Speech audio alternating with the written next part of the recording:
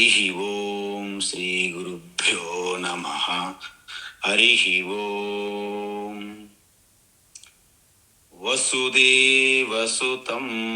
దేవం కంసచానూరమర్దనం దేవకీ పరమానందం కృష్ణం వందే జగద్గురుం. కృష్ణం వందే జగద్గురుం. తీర్త్వా మోహార్ణవం హత్వా రాగద్వేషాదిరాక్షసాన్ సీతా శాంతి సమాయుక్తా ఆత్మా రామో విరాజతే. ఆత్మా రామో విరాజతే. ఆత్మస్వరూప బంధుగణ, ఇప్పటి వరకు 4వ అధ్యాయం, భగవద్గీత 4వ అధ్యాయంలో మనం జ్ఞాన సాధనలు అనే ఒక ఘట్టములో ఉన్నాము. ఇప్పటి వరకు మనము 11 సాధనలు చూసాం. జ్ఞాన సాధనలు ఏంటవి? 11 ఆత్మయజ్ఞము అంటే ఆత్మజ్ఞానము లేదా జ్ఞాన యజ్ఞము మొదటి చూసాము. తరువాత దైవ యజ్ఞము. మనం అగ్నిహోత్రాది మొన్న అనేక యజ్ఞములు చేస్తుంటాము. దేవీ దేవతలతో వాళ్ళకి ఉపాసన మాదిరిగా చేస్తుంటాం. మూడవది విచ్చలవిడిగా ఉన్నటువంటి మన ఇంద్రియములను కట్టడి చేసేందుకు ఇంద్రియ నిగ్రహము అనే ఒక యజ్ఞము మనం చేయాలి. అంటే ఇది బయట చేసేది కాదు, మీ యొక్క వివేకంతో చేయాల్సి ఉంటుంది, వైరాగ్యంతో చేయాల్సి ఉంటుంది. అదేవిధంగా ఎవరైతే కట్టుదిట్టంగా ఇంద్రియ నిగ్రహం కలిగి ఉన్నారో వారు ఎటువంటి ప్రాపంచిక భోగములను అనుభవిస్తున్నప్పటికీ అవి పరమాత్మకి ఆహుతులు ఇవ్వబడును అనే భావనతో చేయడం వలన విషయభోగ యజ్ఞము అంటారు. అంటే ఇప్పుడు ఎన్ని అయినాయి? 4 అయినాయి. మరి 5వది ఏంటి? సర్వాణి ఇంద్రియాని కర్మాణి అంటే జ్ఞానేంద్రియములు, ప్రాణకర్మాని చ అంటే కర్మేంద్రియములు 10. అవి 5, ఇవి 5. ఈ 10 ఇంద్రియములు కూడాను మనస్సు, నిగ్రహించబడినటువంటి మనస్సు అంటే వివేక జ్ఞానముతో ప్రకాశిస్తున్న, అంటే జ్ఞాన దీపితే ఆత్మ సంయమ యోగాగ్నౌ అంటే వివేక జ్ఞానముతో ప్రకాశిస్తున్న మనోనిగ్రహం కలిగిన మనస్సు యందు అని అర్థం. ఏం చేయాలి? జ్ఞానేంద్రియాని కర్మేంద్రియాని జుహ్వతి అంటే వివేకముతో శక్తివంతంగా మనోధైర్యము, మనస్సు నిగ్రహం కలిగి ఉన్నటువంటి ఆ మనస్సు యందు ఈ 10 ఇంద్రియములని నియంత్రించాలి. అంటే ఆహుతి ఇస్తున్నామనే యజ్ఞం. దీన్ని ఆత్మ సంయమ యజ్ఞము లేదా మనోనిగ్రహ యజ్ఞము అంటారు. ఇప్పటి వరకు 5 సాధనలు చెప్పాను. తరువాత ప్రాణాయామ యజ్ఞము చెప్పాను. తర్వాత అది కాదు, ప్రాణాయామం కాదు, ద్రవ్య యజ్ఞా అంటే దానము, దాన యజ్ఞము. మనం చూసాం, దానం అనేది కేవలం మన వస్తువులు ద్రవ్య పదార్థాలు ఇవ్వడమే దానం కాదు. అభయదానము, విద్యాదానము, వాగ్దానము, అనేక రకములైనటువంటి ఆహారం లేని వారికి ఆహారం ఇవ్వడం అన్నదానము, వస్త్రములు లేని వారికి వస్త్రదానము, నివాస దానము అంటే ఇండ్లు ఆవాసం కల్పించడం, రోగులకి మందులు, వారికి ఫలాలు, విద్యార్థులకి స్కాలర్షిప్ల రూపంలోను అనేక రూపములుగా మీకు దాన యజ్ఞం అనేది జరుగుతున్నది. తపోయజ్ఞాః, తపస్సు యజ్ఞం అంటే మీ అందరికీ ఒక విషయం చెప్పాలి. నేను ఒక్కసారి గుర్తుపెట్టుకోండి. అంటే నా ఇంద్రియములు నేను అదుపులో పెట్టుకోవడానికి నా ఇష్టపూర్వకంగా చేస్తున్నా. అంటే ఎవరో మిమ్మల్ని బలవంతంగా నువ్వు తినవద్దు, నువ్వు వాసన చూడవద్దు, నువ్వు వినవద్దు, అలాంటి ఎవరో మనకు చెప్పరు. నా ఇంద్రియములన్నింటినీ నేను అదుపులో పెట్టుకోవడానికి నా ఇష్టపూర్వకంగా పాటించే వైరాగ్యాన్నే తపోయజ్ఞము అంటారు. అందరూ తింటుంటారు, మీరా వేళ ఆహారం తినరు. ఏకాదశి వ్రతం మీకు ఇష్టపూర్వకంగా, అందువలన మీకు ఆధ్యాత్మిక శక్తి సంతృప్తి కలుగుతున్నది. వాళ్ళు తింటున్నారు, కానీ ఎలా తింటున్నారు, ఏమి తింటున్నారు అనేది తెలియదు, తింటూనే ఉంటారన్నమాట. కాబట్టి వాళ్ళకి ఆ ఆత్మ తుష్టి సంతృప్తి విషయం అనేది కనీసం తెలియదు వాళ్ళకి.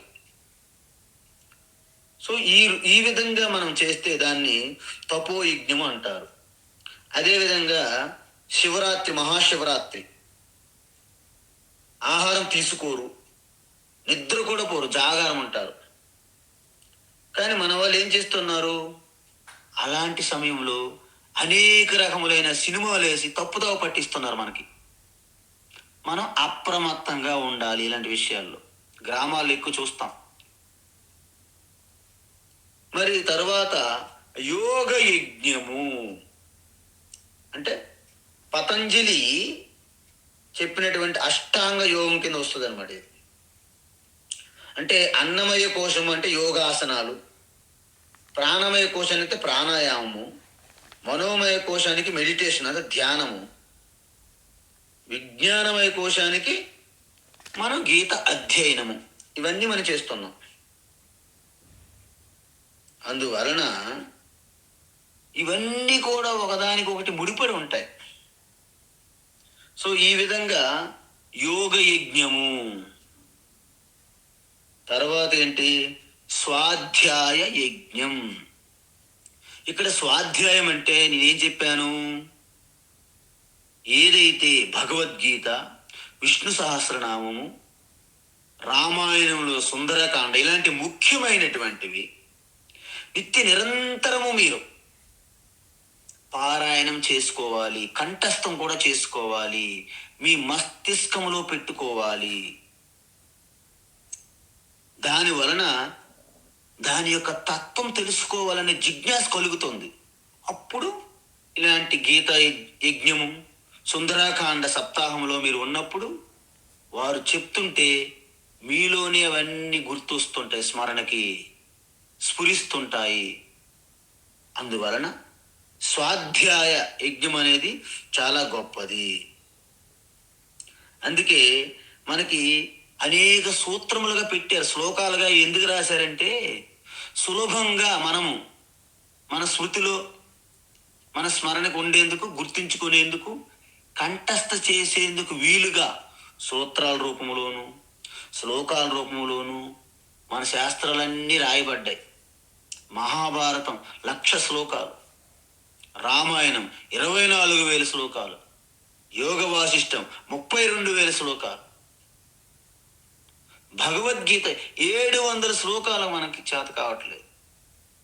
అప్పుడు 4 వేదములు కూడాను మొత్తం కంఠస్థ పెట్టించే వాళ్ళ పిల్లల చేత.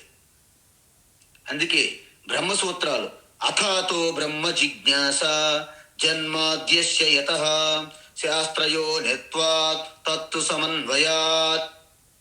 ఈక్షతే నా శబ్దం. ఇలా 555 బ్రహ్మసూత్రములు ఉన్నాయి మనకి. అదేవిధంగా శ్లోకాలు, కారికలు మొత్తం ఆ మీటర్లో ఛందస్సులో రాసి పెట్టారు మనకి. అంటే ప్రతిరోజు ఈ పారాయణం చేయడం వలన మనకు అవన్నీ కంఠస్థ అయిపోతాయి ఆటోమేటిక్. దీన్ని స్వాధ్యాయ యజ్ఞం అంటారు. తరువాత మళ్ళీ జ్ఞాన యజ్ఞం వచ్చింది.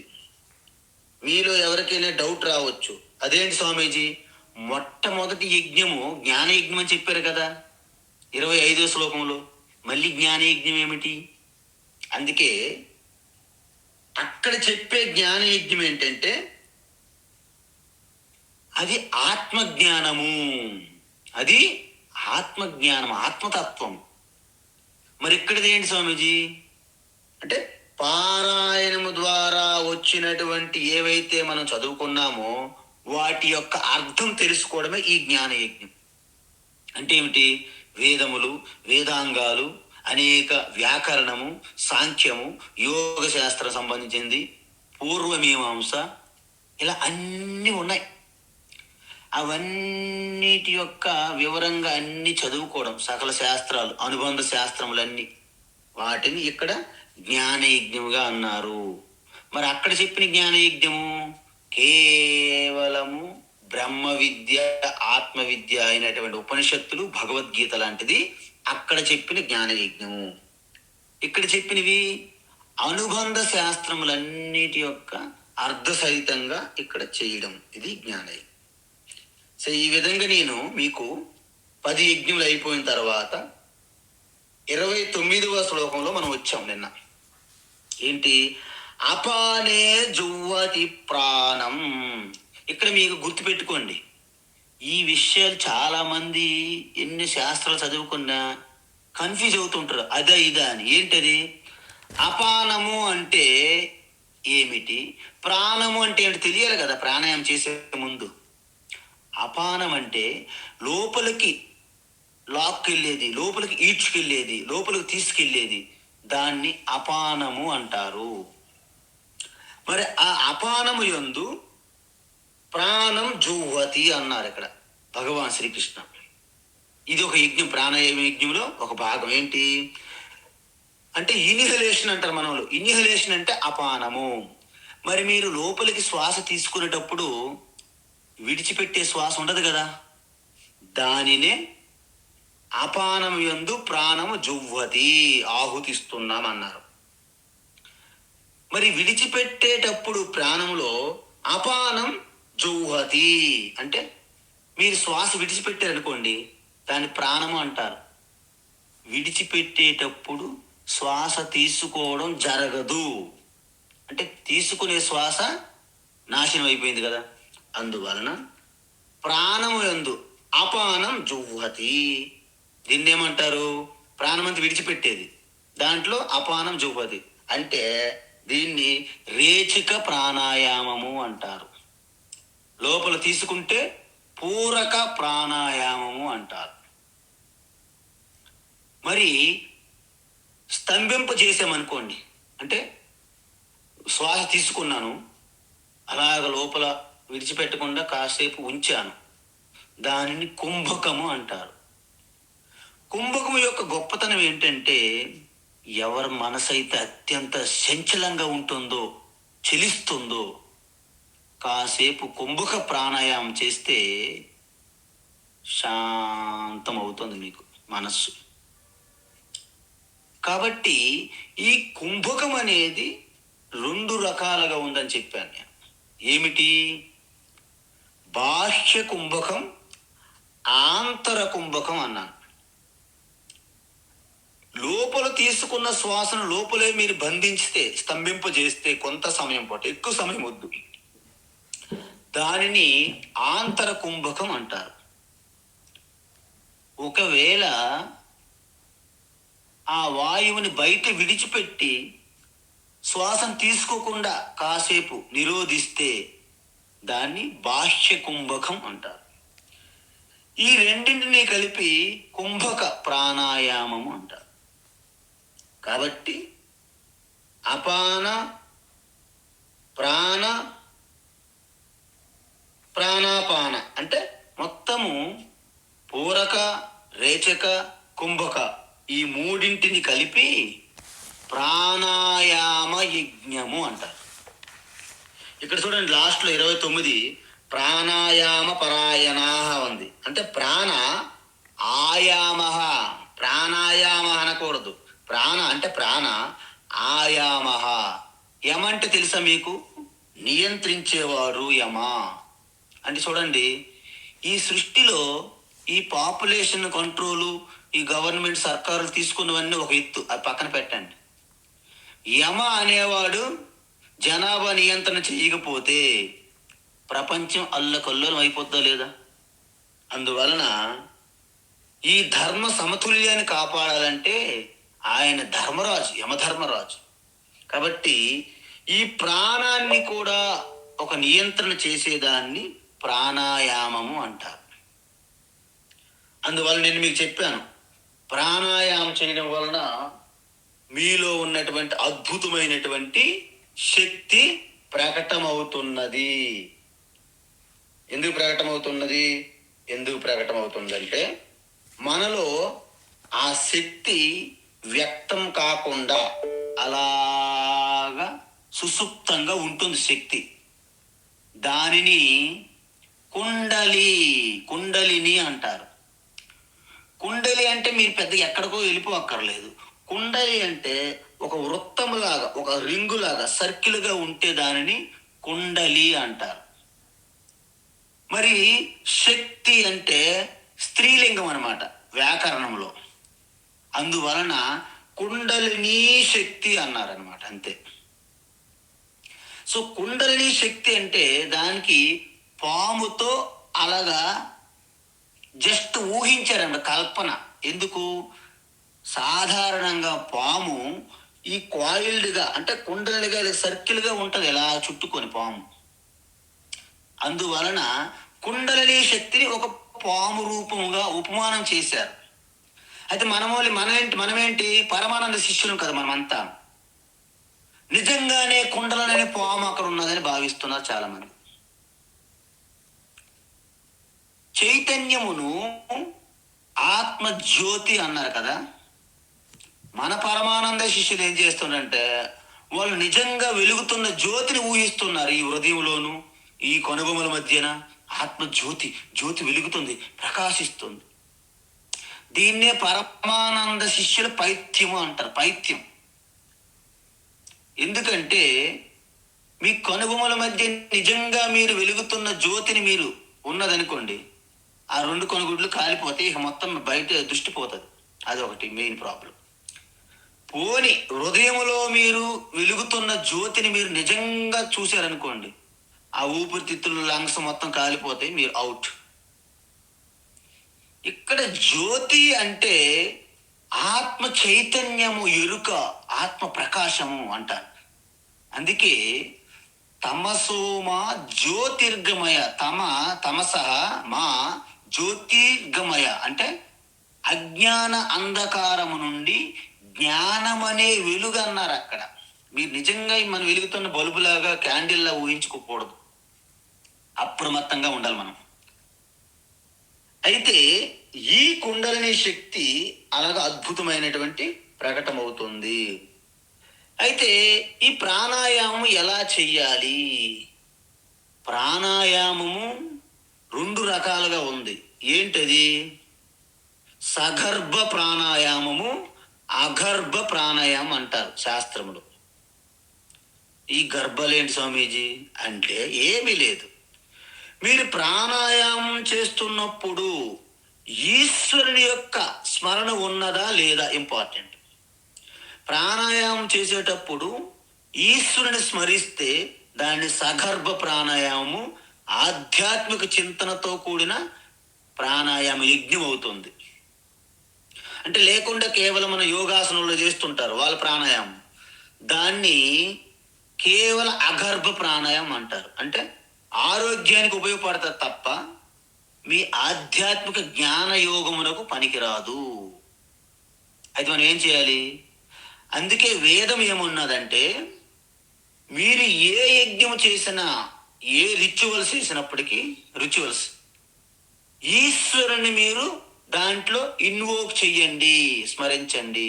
అందుకే కొంతమంది పండితులు మనకు చూడండి, పూజలు చేసే వాళ్ళందరూ శుక్లాం వరదరం విష్ణుం శశివర్ణం చతుర్భుజం అని లాస్ట్కి ఓం భూహ ఓం భువహ ఓం స్వహ అంటారు. అదేంటి? అది ప్రాణాయామం. ఓం భూహ ఓం భువహ ఓం స్వహ అది ప్రాణాయామం అనమాట. అందుకే మనం ఈ ప్రాణాయామం మనం మాత్రము ఇన్వోక్ చెయ్యాలి. ఇంకొకటి ఏంటంటే, ఈ ప్రాణాయామం అనేది మనలోనే కాదండి, ప్రతి అణువణువు కూడా ఈ కుండలిని శక్తి సుప్తంగా ఉంటుంది. మీకు జల విద్యుత్ శక్తి విన్నారు కదా, నీటిలో ఆ వాటర్ ఫాల్గా జలపాతం పడుతున్నప్పుడు వ్యక్తమైనటువంటి శక్తే జలం యొక్క కుండలిని శక్తి అంటారు అక్కడ. అందువల్ల మనకు విద్యుత్ శక్తి వస్తుంది, చూసారా? అదే విధంగా చాలా మంది నీటి మీద నడుస్తుంటారు, కొంతమంది ప్రాక్టీస్ చేసి. ఒకసారి ఒక యోగి తన యొక్క పూర్తిగా వాయుతత్వంకి ఆకాశతత్వంలోకి ఎక్కువగా మెడిటేషన్ ధ్యాన తపస్సు చేసి ఈ భూమి జలతత్వం తగ్గించుకొని సూక్ష్మతత్వంలోకి వెళ్ళడము ప్రాక్టీస్ చేశాడు, తపస్సు. అప్పుడు ఏమవుతుంది? ఉదాన ప్రాణవాయువు యొక్క పూర్తి సాధన చేశాడు అనమాట. ఉదాన వాయువు అంటే ఏంటంటే పైకి లాగుతుంది, అందుకే ఉడాన్ అంటారు చూడండి మనకి విమానాలు హిందీలో.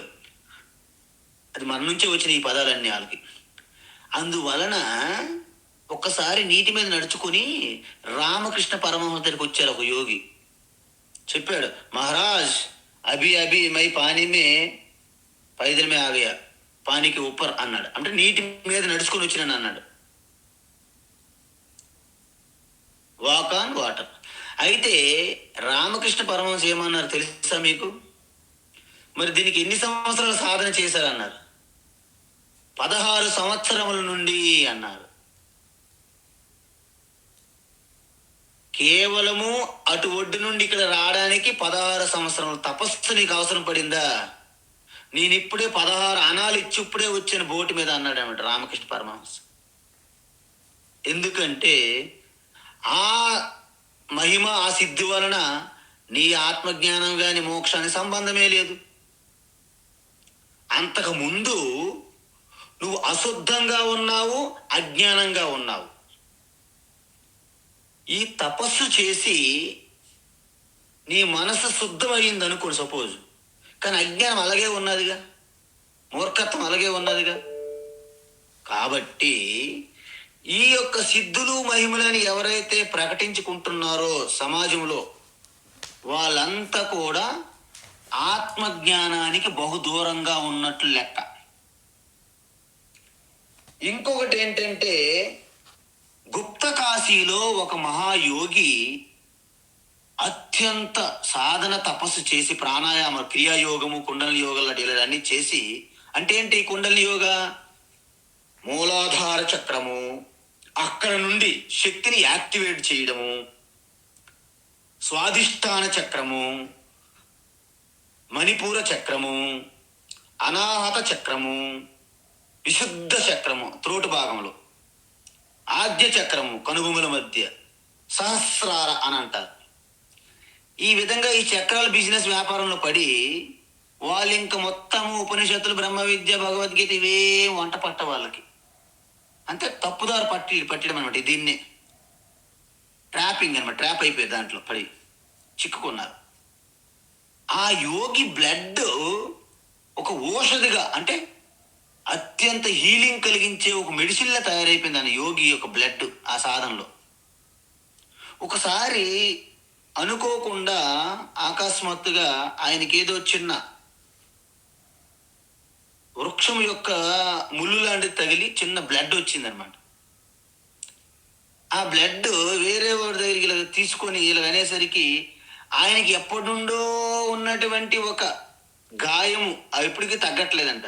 దాని మీద బ్లడ్ వేస్తే తొందరగా నయమయ్యిందంట. మరి మనోళ్ళు ఊరుకుంటారా? విలేజ్ గ్రామంలోకి వెళ్ళి మన స్వామివారి మహాత్ముల యొక్క రక్తము అత్యంత సంజీవం లాంటిది.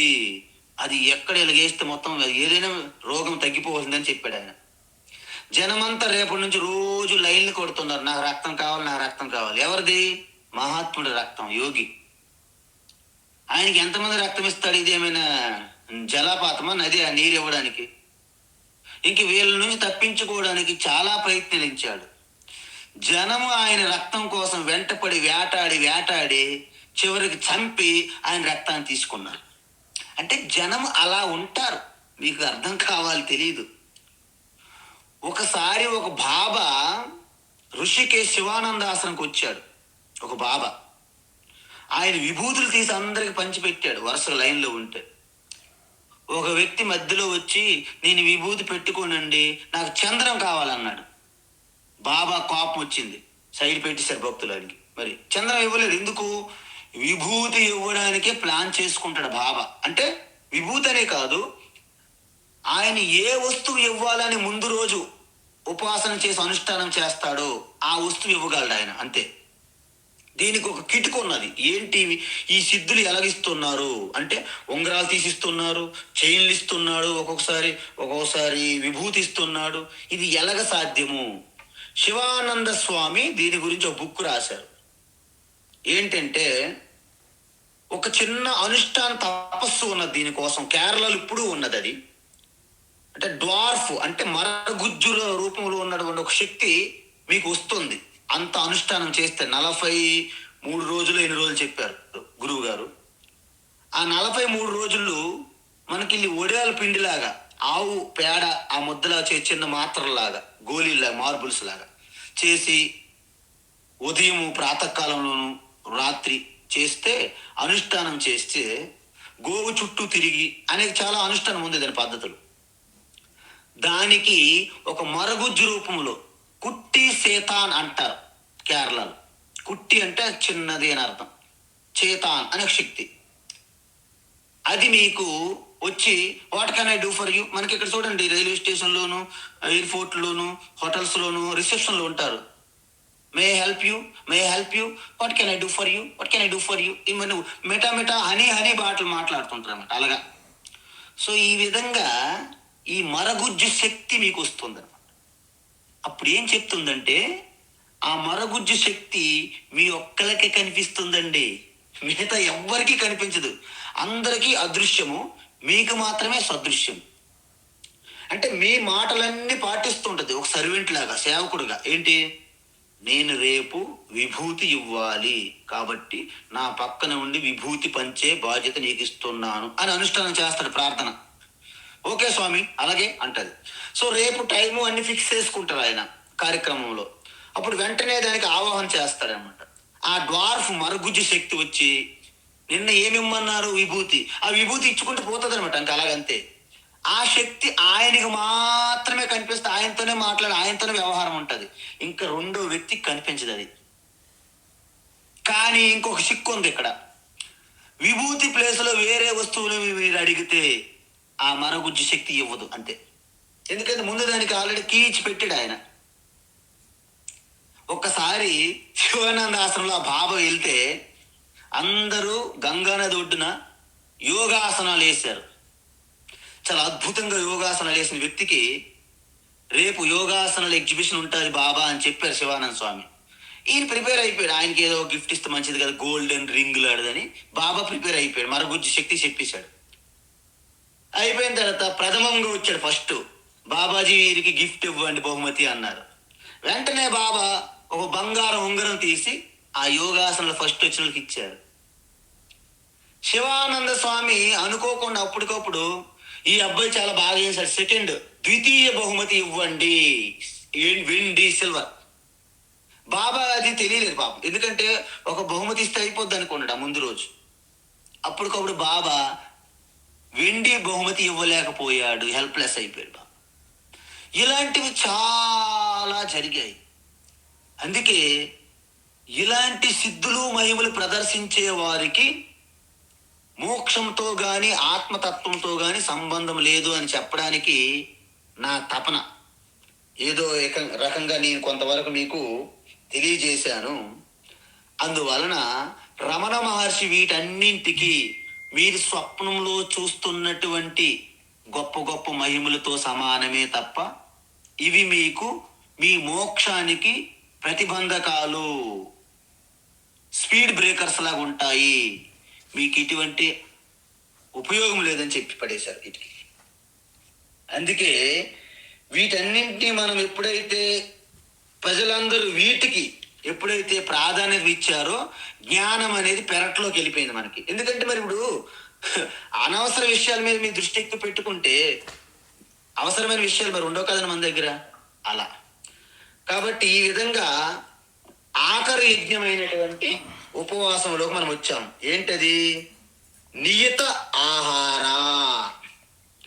ఇప్పుడు నియత ఆహార అంటే ఏమిటంటే మనం ఆహార విషయంలో చాలా శ్రద్ధ తీసుకోవాలి. అంటే భగవద్గీత ఆహారం గురించి 2 అధ్యాయముల్లో చెప్పబడింది. ఒకటి, మంచి క్వాలిటీ ఉన్న ఆహారం తీసుకోవాలి మనం. దాన్ని 17వ అధ్యాయంలో చెప్తుంది. 17వ అధ్యాయంలో క్వాలిటీగా ఉన్నటువంటి ఆహారాన్ని తీసుకోవాలి.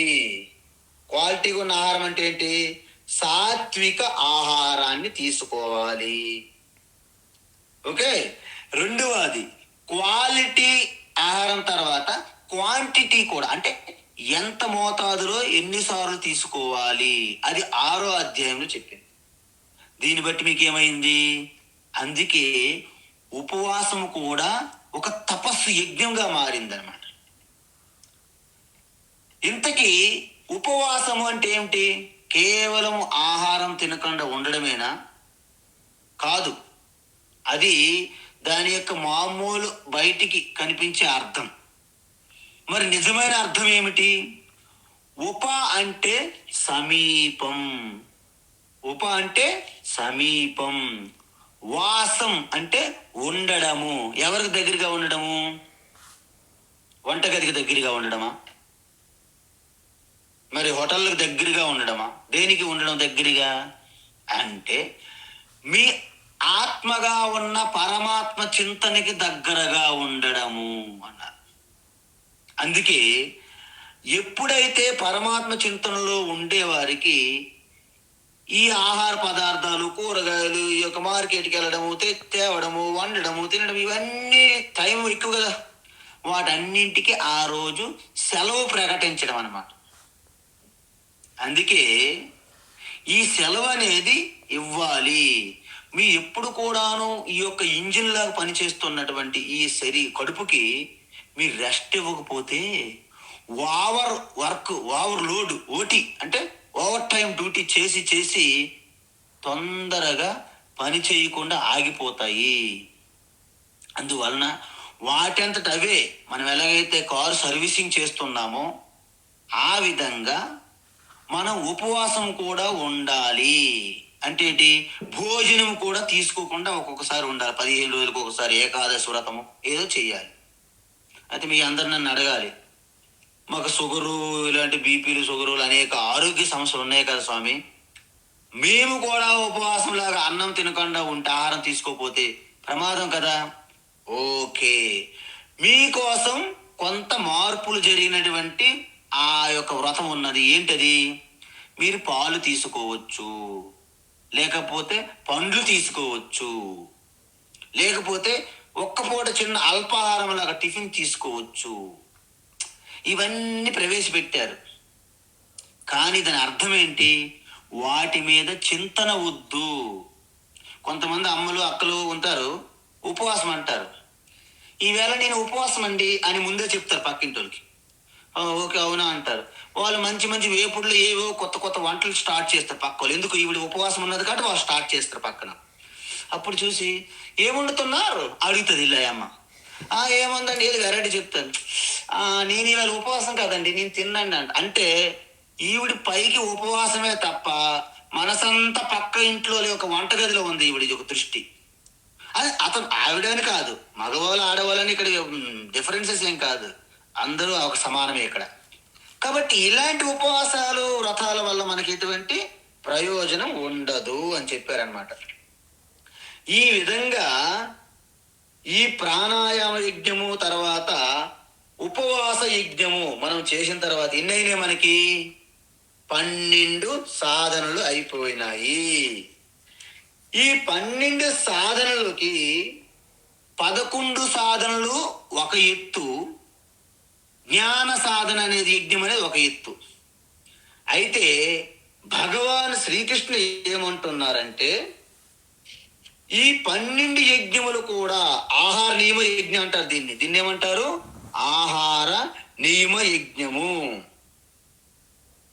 అయితే మీరు ఎప్పుడైతే ఆహార నియమాలు పాటించరో మీ పంచ ప్రాణాలు బలహీనమైపోతాయి.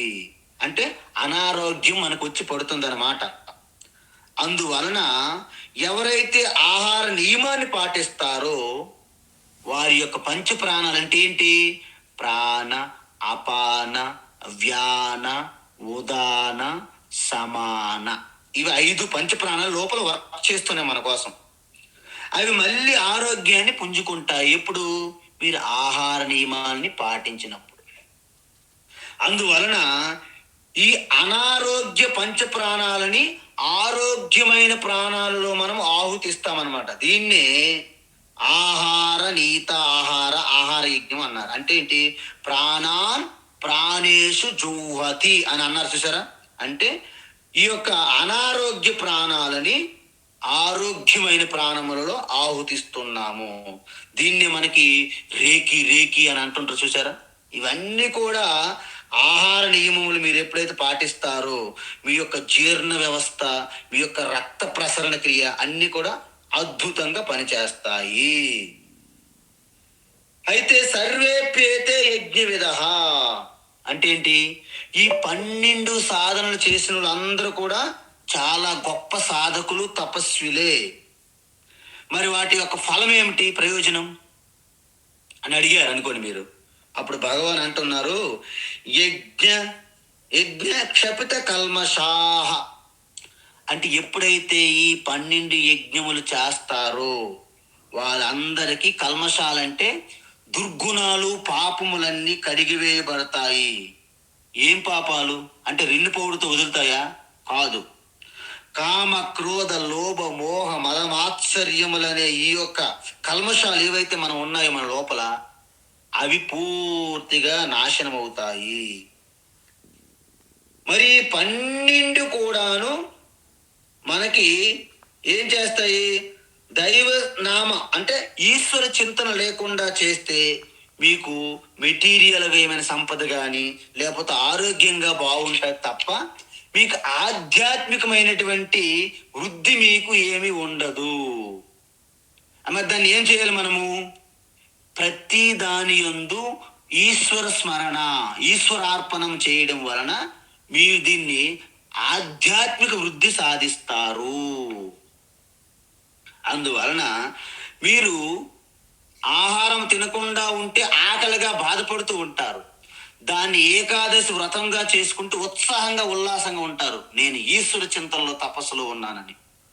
ఈ కిటిక తెలిస్తే మీరు యోగులు, లేకపోతే భోగులు అవుతారు. భోగి తర్వాత రోగిగా మారి దేనికి ప్రయోజనం లేకుండా పోతాం.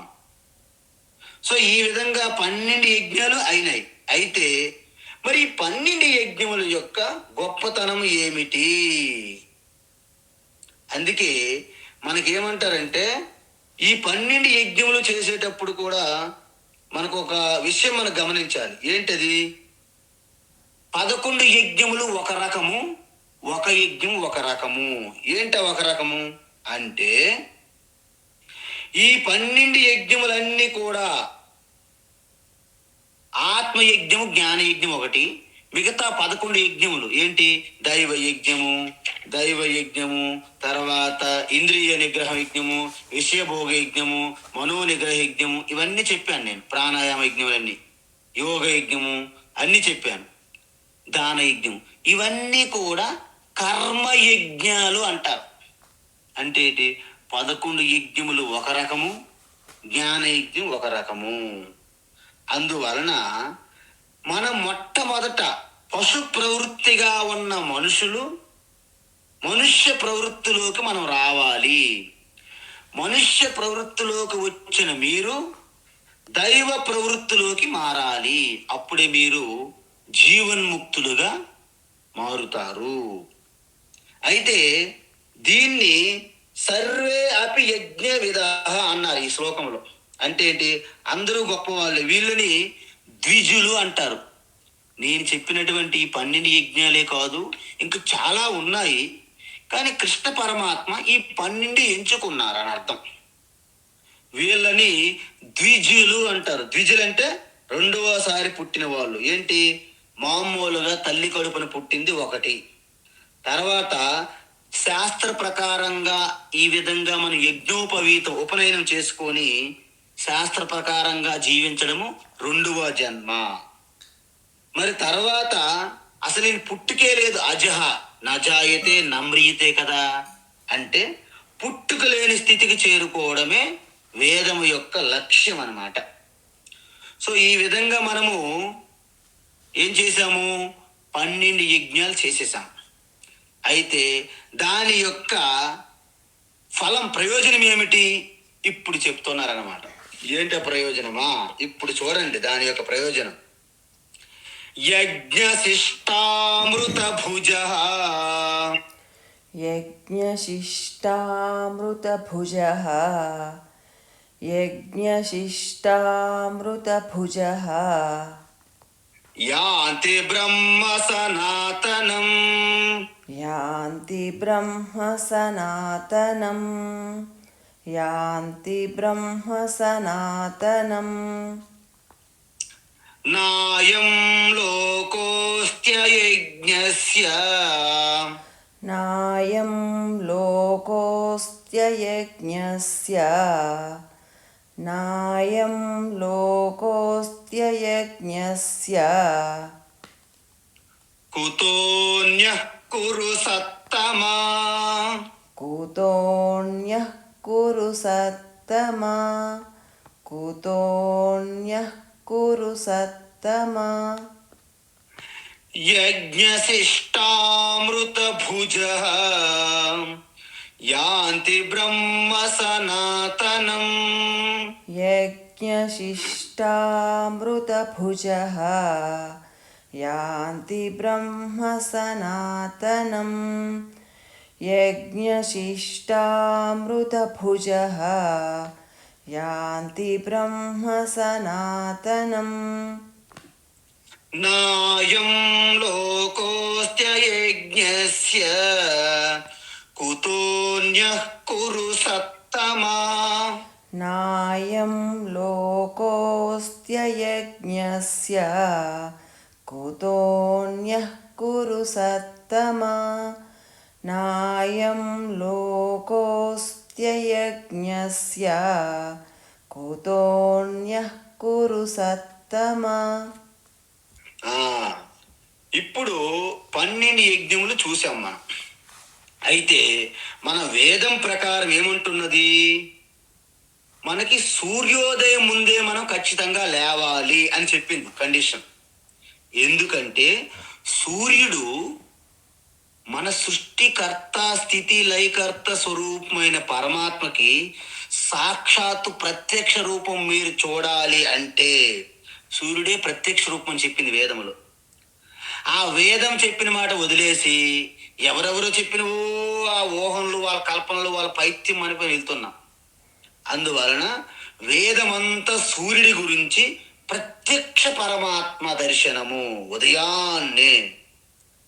అందువలన మనని దీవించడానికి, మనకి అనుగ్రహించడానికి ఉదయాన్నే సూర్యుడు అలా ఉదయిస్తున్నాడు.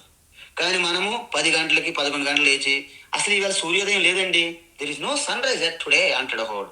అది లేచింది 10 గంటలకి, ఆడికి ఎప్పుడు సూర్యోదయం తెలుస్తుంది చెప్పండి?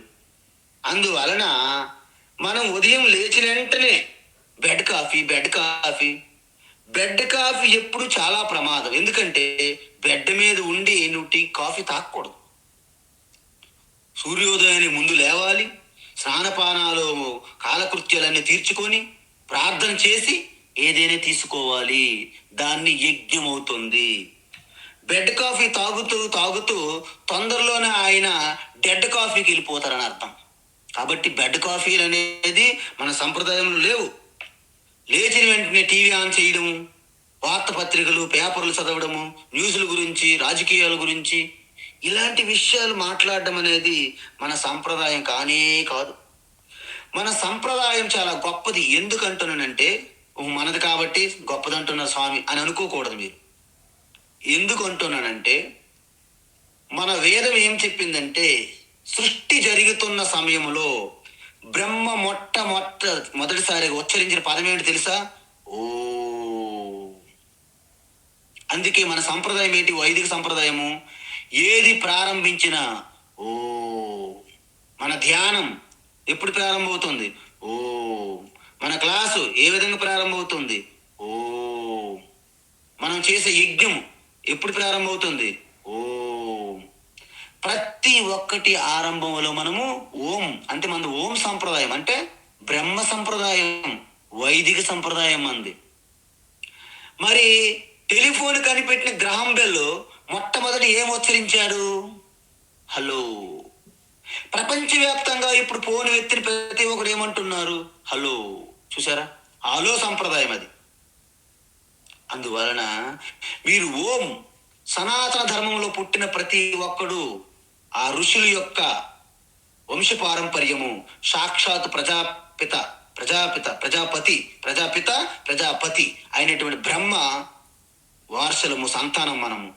కాబట్టి ఇప్పటి నుండైనా సరే మీరు ప్రతి ఒక్కరు ఓం లేదా రామ, కృష్ణ, శివ, దేవి, అమ్మ, ఏదో ఒకటి, భవాని, గణేష్, హనుమాన్, ఇవన్నీ కూడా సమానమే. ఆ ఓంకే ఇవన్నీ పేర్లు, వేరు వేరు పేర్లు ఇవి అర్థం. కాబట్టి ఇది మన సంప్రదాయము. అందువలన లేచిన వెంటనే స్నానం ఒక పెద్ద యజ్ఞం అది. ఆ స్నానం చేస్తూ కూడా మీరు ఏదైనా ఒక సూక్తం, పురుష సూక్తం కానీ ఒక స్తోత్రం కానీ, నాకేం రావు స్వామీజీ, అట్లీస్ట్ రామ వచ్చు కదా, ఏదో ఒక రామ, కృష్ణ, శివ అది కూడా చెయ్యాలి. అందుకే మనకి వేదం ఏం చెప్తుందంటే, వేద వైదికులు ఉండేవాళ్ళు అగమర్షణ సూక్తం అని ఒకటి ఉంది. అంటే అత్యాశనాదాపానా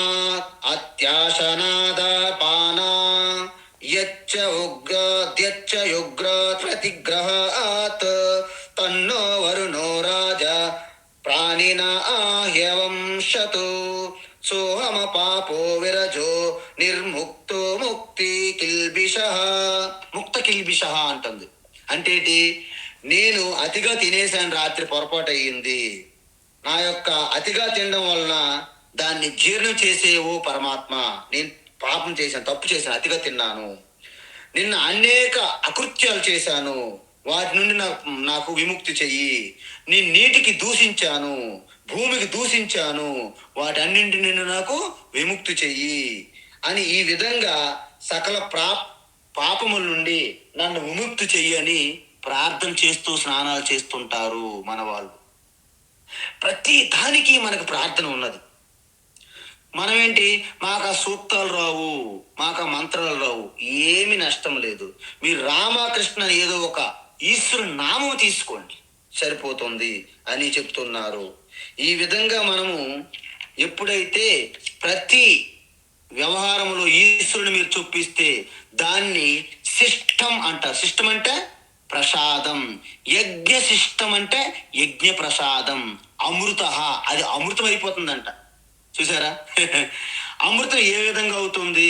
ఎందుకు అవుతుందంటే అమృతత్వ హేతుత్వాత్, అంటే మీకు మోక్షానికి తీసుకెళ్ళడానికి కారణం అవుతుంది. కాబట్టి ఎందుకు? ఈ యజ్ఞ సాధన వలన అంతఃకరణ శుద్ధి జరిగి జ్ఞానయోగంలోకి వెళ్తారు. కాబట్టి జ్ఞానయోగం నుండి ఆత్మస్వరూప దర్శనం జరుగుతుంది. కాబట్టి దీన్ని అమృతము, యజ్ఞశిష్టామృతము. భుజ అంటే భోక్తారః అంటే ఏంటి?